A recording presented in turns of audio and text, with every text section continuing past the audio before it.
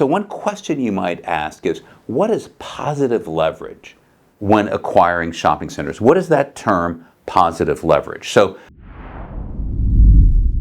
to understand positive leverage, we need to understand two things. One is that there is usually debt on a shopping center, and debt has an interest rate.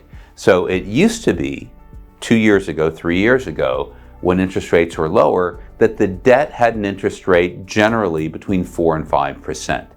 Today, debt is somewhere between 7 and 7.5% interest rate. So that's the first piece of positive leverage. The second piece of positive leverage is what is called the capitalization rate. That is a percentage of net operating income, NOI, divided by purchase price. So if the net operating income is $100,000, the cash flow off a shopping center, net operating income, revenue minus expenses. That's net operating income, that's cash flow. So when net operating income divided by purchase price, that is the cap rate. So let's say that there's $100,000 of net operating income and the purchase price is $1 million. That's 100,000 divided by a million, that's 10%. That is a 10 cap.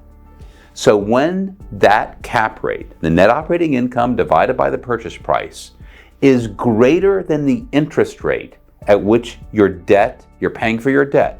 So let's say debt today is 8%, you're buying a shopping center at a cap rate of 10%, 10% is more than 8%, that is positive.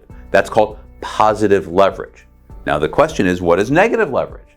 So one example of negative leverage is occurring today in the multifamily sector, in the apartment sector.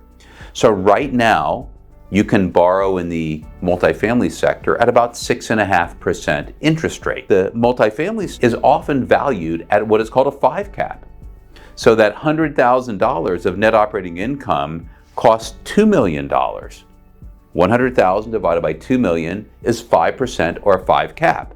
So that 5% is less than your interest rate at 6.5%. That's negative leverage. We avoid negative leverage situations. And the challenge with negative leverage is that you have to have extreme increases in your net operating income so that your net operating income gets above your cost of debt at 6.5%.